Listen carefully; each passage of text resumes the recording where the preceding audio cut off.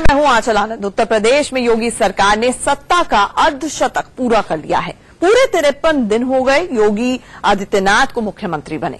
इन 8 हफ्तों में कितना बदला है उत्तर प्रदेश? योगी सरकार के ताबड़तोड़ फैसलों का जमीन पर क्या असर दिख रहा है, इसकी पूरी रिपोर्ट दिखाएंगे आपको। बिजली, सड़क, शिक्षा, स्वास्थ्य और रोजगार जैसी बुनियादी मुद्दों से लेकर भ्रष्टाचार, कानून व्यवस्था और साफ सफाई तक कैसा रहा योगी सरकार का प्रदर्शन, सब विस्तार से बताएंगे आपको। पर सबसे पहले देखिए वो तस्वीर जिसने योगी आदित्यनाथ के सामने सबसे बड़ी चुनौती खड़ी करती है।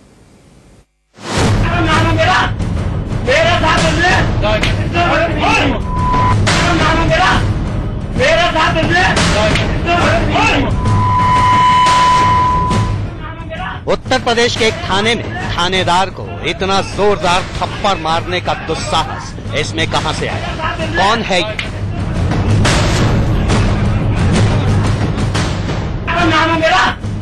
मेरा साथ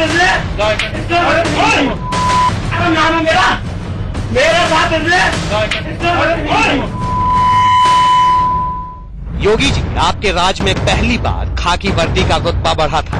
इसने तो एक थप्पड़ में पूरा का पूरा रुतबा मिट्टी में मिला दिया। मेरा साथ योगी जी, ये थप्पड़ उस गुरूर का है जिसे तोड़ना आपके लिए सबसे बड़ी चुनौती। मेरा साथ ये थप्पड़ उस सनक का है जो पिछली सरकार में ऐसे सरफिरों के सिर पर सवार था। मेरा साथ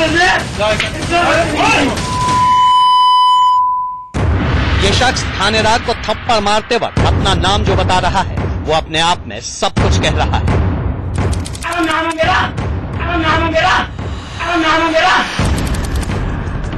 मोहित यादव का भाई समाजवादी पार्टी का पूर्व विधायक आशीष यादव है। चाचा समाजवादी पार्टी के एमएलसी हैं और विधान परिषद के सभापति भी। पूरा खानदान नेतागिरी का कारोबार करता है तो फिर डर काहे का? योगी जी, अब दूसरी तस्वीर देखिए। ये फैजाबाद का बीकापुर थाना है। इसे बलवा फैलाने के आरोप में पुलिस वाले पकड़ कर लाए। जमुना प्रसाद यादव करके लगता है, रविंदर सिंह यादव खब्बू तिवारी को खून कर दिए। हाँ, इसको गोली मारूंगा चाहे जहां ट्रांसफर करवा। पहले वाला मोहित यादव था और दूसरे वाला अपने आप को वकील जमुना यादव का बेटा बता रहा है। पहले वाला थानेदार को थप्पड़ मारता है तो दूसरे वाला गोली ही मारने की धमकी देता है। खब्बू तिवारी को खून कर दिए। हाँ, इसको गोली मारूंगा चाहे जहां ट्रांसफर करवा। एक तो जमुना यादव, ऊपर से खब्बू तिवारी के खासम खास। ये डरेंगे भला? योगी जी, दरअसल उत्तर प्रदेश में कई सालों से एक ऐसा सड़ा हुआ सिस्टम खड़ा हो गया है कि हर इलाके में कोई टुटपुजिया खब्बू तिवारी खड़ा हो गया। गुंडा से दबंग और दबंग से फिर सफेद पोश बन गया। खब्बू तिवारी को खून कर दिए। हाँ, इसको गोली मारूंगा चाहे जहां ट्रांसफर करवा। योगी जी, ये 2 तस्वीरें आपके लिए सबसे बड़ी चुनौती हैं। इन्हें नहीं, इनके अंदर बैठे उस सोच को मारिए जो ये समझता है कि राज मेरे बाप का है। मेरा साथ मोहित यादव जिला अस्पताल में फर्जी रिपोर्ट बनवाना चाहता था। हंगामा किया, पुलिस पकड़कर थाने ले गई। उसके बाद की ये तस्वीर है। मेरा साथ जरा सोचिए योगी जी, ये पुलिस वाले को थप्पड़ मार सकता है तो फिर थाने के बाहर आम आदमी को कीड़े मकोड़े से ज्यादा नहीं समझता होगा। इस सोच से निपटना आपके लिए सबसे बड़ी चुनौती है। एटा से संतोष यादव के साथ ब्यूरो रिपोर्ट, इंडिया न्यूज। सत्ता चली गई लेकिन सत्ता की सनक नहीं। बेशक ये तस्वीर योगी सरकार के लिए बड़ी चुनौती है और अब देखना है कि योगी आदित्यनाथ ऐसे गुंडों से कैसे निपटते हैं। बहरहाल योगी सरकार के 50 दिन पूरे होने पर आज हम आपको उनके पूरी रिपोर्ट कार्ड दिखाने जा रहे हैं। मैं आदित्यनाथ योगी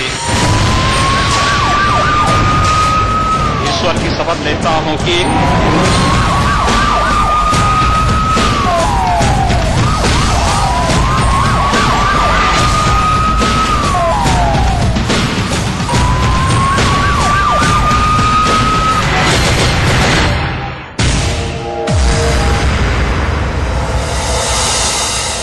योगी राज में अगर किसी महिला से छेड़खानी की तो अंजाम क्या होगा, इन तस्वीरों में देख लीजिए। मैं आदित्यनाथ योगी योगी आदित्यनाथ ने मुख्यमंत्री बनते ही पहला बड़ा एक्शन ऐसे सड़क छाप मजनुओं पर लिया जो राह चलते आती जाती लड़कियों पर अक्सर पत्नियां कसते थे या छेड़छाड़ करते थे।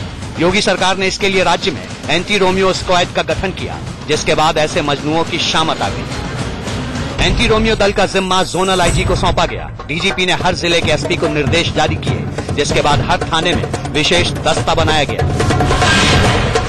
एंटी रोमियो सेल में महिला पुलिस को भी शामिल किया गया। ये टीम महिलाओं, छात्राओं को छेड़ने और कमेंट करने वाले शोधों के खिलाफ लगातार कार्रवाई में जुटी है और थाने लाकर उनकी काउंसलिंग भी कर रही है।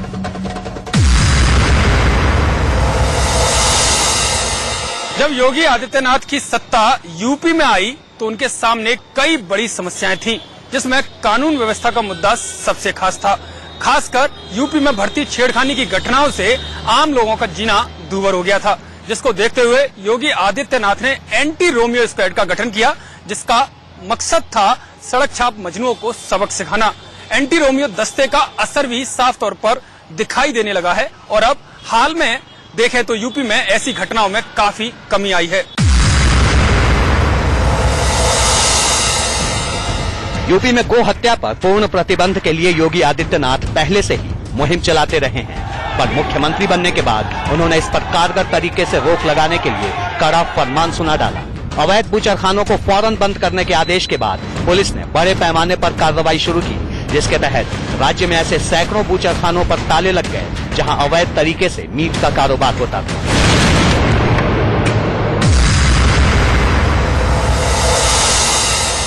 मुख्यमंत्री योगी आदित्यनाथ ने जब यूपी में अवैध बूचड़खानों पर रोक लगाई तो इस पर भी काफी हो हंगामा हुआ। मीट कारोबारियों ने भी इस फैसले का काफी खुलकर विरोध किया। आरोप ये भी लगा कि अवैध बूचड़खाने बंद कराने की आड़ में पुलिस मीट कारोबारियों को परेशान कर रही है और इसके बाद मीट के कारोबारी ज्यादातर दुकान बंद करके हड़ताल पर चले गए। लेकिन इसके बावजूद भी योगी सरकार अपने फैसले पर अड़ी रही। अवैध बूचड़खानों पर यह कार्रवाई इसलिए भी जरूरी थी क्योंकि एक आरटीआई के तहत ये खुलासा हुआ कि देश में करीब 30,000 से भी ज्यादा बूचड़खाने चल रहे हैं, जिनमें सिर्फ 1,707 बूचड़खाने ही रजिस्टर्ड हैं। यानी देश में करीब 28,000 से भी ज्यादा बूचड़खाने अवैध तरीके से चल रहे हैं, जिनमें उत्तर प्रदेश का नाम सबसे ऊपर है।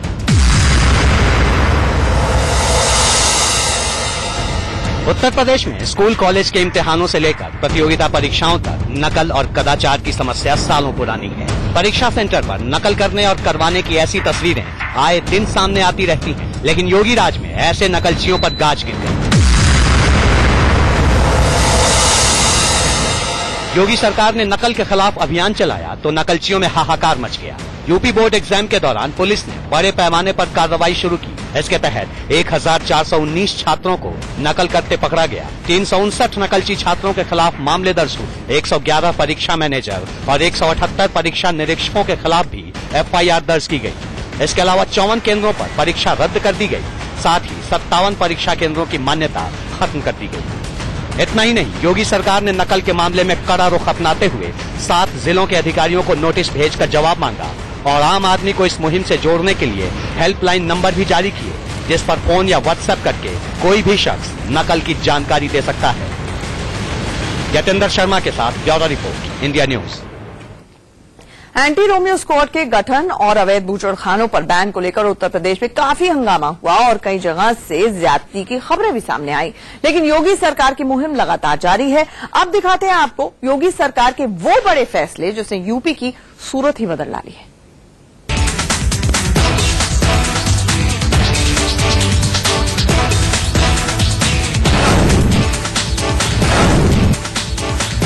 पिछले हफ्ते जब योगी आदित्यनाथ लखनऊ के एक वार्ड में सफाई अभियान का जायजा लेने पहुंचे तो खुद अपने हाथों में झाड़ू थाम लिया। मकसद था प्रदेश के लोगों में साफ सफाई के प्रति जागरूकता बढ़ाना।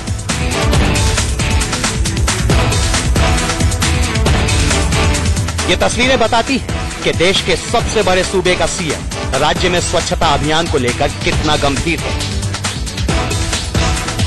दरअसल स्वच्छता के मामले में यूपी के ज्यादातर शहर फिसड्डी साबित हुए हैं। एक सर्वे रिपोर्ट के मुताबिक देश के सबसे ज्यादा गंदे 15 शहरों में 9 शहर उत्तर प्रदेश के हैं। इनमें देश का सबसे ज्यादा गंदा शहर यूपी के गोंडा को बताया गया है। देश के 100 साफ शहरों में यूपी से सिर्फ वाराणसी का नाम ही शामिल है।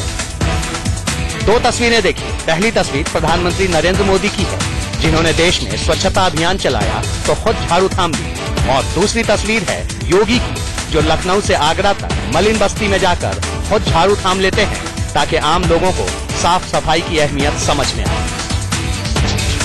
प्रधानमंत्री नरेंद्र मोदी की तरह ही योगी भी साफ सफाई को लेकर बेहद सख्त हैं। सीएम बनने के बाद उन्होंने लखनऊ के हजरतगंज थाने का दौरा किया और गंदगी को लेकर फटकार लगाई। योगी ने सरकारी दफ्तरों, पुलिस थानों और स्कूल कॉलेजों में गुटखा बैन कराया, पॉलीथीन बैन किया और खुले में शौच को रोकने के लिए कई कदम उठाए। यहाँ तक कि लोगों में स्वच्छता के प्रति जागरूकता लाने के लिए योगी ने झाड़ू उठाने से भी परहेज। उत्तर प्रदेश में साफ सफाई का अभियान तेज करने के लिए योगी सरकार ने मंत्रियों से लेकर अधिकारियों तक सबको कड़े निर्देश दे रखे हैं। दफ्तरों में, स्कूल कॉलेजों में, अस्पतालों में अगर कहीं भी गंदगी दिखी तो संबंधित मंत्रियों अधिकारियों की खैर नहीं। मुख्यमंत्री की कुर्सी संभालने के साथ ही योगी ने साफ कर दिया था कि राज्य के विकास के लिए मंत्रियों से लेकर अधिकारियों तक सबको 24 घंटे काम करना होगा। योगी खुद देर रात तक जगकर मंत्रियों अधिकारियों की क्लास लेते हैं। योगी के इस कर्मयोग ने मंत्रियों से लेकर अफसरों तक सब में खलबली मचा रखी है। देखिए यूपी के एक पुलिस थाने में कैसे गरज रहे हैं योगी के मंत्री। अगर ऐसा हमारी पार्टी का भी कोई करता, 20 गोली मारिए, बंद करिए हवालात में। अगर कोई नेता था तो उसको भी अंदर करिए। ये हम कह रहे हैं। हम लोग वो नहीं है कि हम अपने नेता को बचाने के लिए निकले। अगर हमारा नेता गलत करता है तो उसको सजा दीजिए। लाइन आर्डर गड़बड़ नहीं होना चाहिए। बोर्ड लगा के देखिए सर, बोर्ड लगा देखिए क्या है रेट उसमें है 10 रुपया। हाँ देखिए तो गेहूँ का समर्थन मूल्य 1625 रुपये पर क्विंटल लेकर लगाया। यह है कि 10 रुपये किसानों से लिए जाएगा। कहीं ऐसा नहीं है कि मैं कसम खा रहा हूँ कि मैं बाहर से दवाई नहीं लिखता सर, ऐसी कोई बात नहीं है। बट कभी कभी क्या होता है ना कि जब हमारे पास नहीं रहता मरीज की जान बचाने के लिए सर यहाँ नहीं आप बतौर मुख्यमंत्री योगी आदित्यनाथ का यह पहला कार्यकाल है, लेकिन वो अच्छी तरह जानते हैं अधिकारियों और मंत्रियों से कैसे काम करवाना है। सुधार की शुरुआत उन्होंने टॉप लेवल से की और इसके लिए अधिकारियों और मंत्रियों को जन समस्याएं सुनकर उनका फौरन निस्तारण करने के निर्देश दिए। योगी आदित्यनाथ का सपना है उत्तर प्रदेश को उत्तम प्रदेश बनाना। इसके लिए वो राज्य के समूल विकास पर जोर दे रहे हैं। दिखाते हैं आपको उत्तर प्रदेश में बिजली और सड़क की हालत सुधारने के लिए कौन कौन से बड़े कदम उन्होंने उठाए।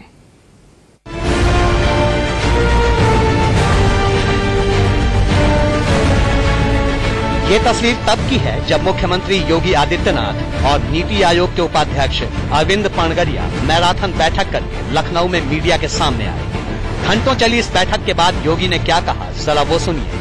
पूर्वांचल एक्सप्रेसवे को पूर्वी उत्तर प्रदेश और बुंदेलखंड एक्सप्रेसवे के माध्यम से पूरे बुंदेलखंड को जोड़ने की एक योजना और उसके साथ एक बेहद लैंड बैंक बना करके हम लोग एक नई औद्योगिक नीति के साथ सामने आ रहे हैं। वहां पर केन बेतवा को जोड़ने का प्रस्ताव हमारे फाइनल उसमें चल रहा है। हम बहुत शीघ्र उस पर आगे कार्य प्रारंभ करने जा रहे हैं।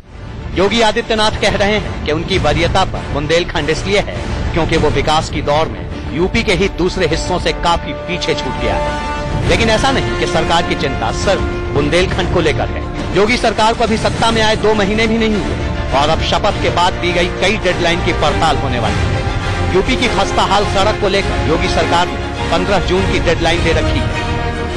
आज ही मैंने पीडब्ल्यूडी विभाग को एक बात के लिए कहा है कि 15 जून तक उत्तर प्रदेश के अंदर सभी सड़कें गड्ढा मुक्त हो जानी चाहिए, इसकी व्यवस्था सुनिश्चित कर दें। योगी सरकार का इरादा है उत्तर प्रदेश को 15 जून तक पूरी तरह से गड्ढा मुक्त करना। इसके लिए पूरे उत्तर प्रदेश में पार्ट फॉर ऑल का अभियान जोर शोर से चलाया जा रहा है। योगी सरकार ने गड्ढा मुक्त अभियान के लिए 4000 करोड़ का बजट रखा है, जिसके तहत पूरे प्रदेश की 18,000 किलोमीटर की सड़कों को गड्ढा मुक्त किया जाएगा। अब जरा ये तस्वीरें देखिए। यूपी में सड़कों को गड्ढा मुक्त बनाने के लिए युद्ध स्तर पर काम चल रहा है। सुबह, दोपहर, शाम हर समय पीडब्ल्यूडी, आवास विकास, सिंचाई विभाग सारे महकमे लगे हैं। बावजूद इसके समय पर टारगेट पूरा होगा ऐसा मुश्किल दिख रहा है, क्योंकि गड्ढे एक जगह नहीं चौतरफा है। खैर, अब जरा ये देखिए। पिछले दिनों इंडिया न्यूज के संवाददाता राजीव शर्मा यूपी से ग्राउंड रिपोर्टिंग पर थे तो उन्हें ऐसा गांव मिला जिसके लोगों ने आज तक बिजली देखी ही नहीं। जमुआन के इस एक घर में जाके देखते हैं कि अंदर किस तरीके से लोग अपनी जिंदगी गुजार रहे हैं। कुछ देर टीवी न चलने पर या कुछ देर एसी न चलने पर या कूलर या पंखा ही न चलने पर शहर परेशान हो जाता है। ये हिस्सा आखिर किस तरह से जिंदगी गुजारता है। छोटा सा घर है, फूस का बना हुआ घर है, डिबरी भी जल रही है और घर के अंदर के हिस्से में मैं जा रहा हूँ। यहाँ पर मोमबत्ती जल रही है। यहाँ पर आपका घर है ये है? यहाँ कब से रहती हैं आप? यहाँ पर ढेर दिन से रहते हैं। ढेर दिन से रह रहे हैं। हाँ। बिजली कब से नहीं आ रही है? कबो नहीं खाया होते जमुआन में। तो कैसे करते हैं? यहाँ पर गर्मी होती होगी, पंखा भी नहीं है, कुछ भी नहीं है। तो ऐसा ही रहता नहीं जाए। यूपी में ऐसे गांवों की संख्या एक दो नहीं, हजारों में है। 2014 में मोदी सरकार के केंद्र में सत्ता संभालने के बाद एक आंकड़ा सामने आया जिसमें 10,856 ने अपने घर में बल्ब जलते तक नहीं देखा। योगी सरकार ने दावा किया है कि दिसंबर 2017 तक यूपी के हर गांव में बिजली पहुंचा दी जाएगी 24 घंटे। इसके लिए यूपी सरकार और केंद्रीय ऊर्जा मंत्रालय ने एक समझौता किया है, जिसके बाद योगी सरकार ने कई बड़े फैसले लिए हैं। जैसे पूरे यूपी में बिजली चोरी रोकने के लिए 11 नए थाने खोले गए हैं जिनमें अलग से अधिकारियों और पुलिस वालों की नियुक्ति होगी। अगले 2 सालों में राज्य में 75 थाने खोले जाएंगे। सरकार ने महानगरों, जिला मुख्यालयों पर 24 घंटे और तहसीलों, गाँव में 18 घंटे बिजली सप्लाई की बात कही है।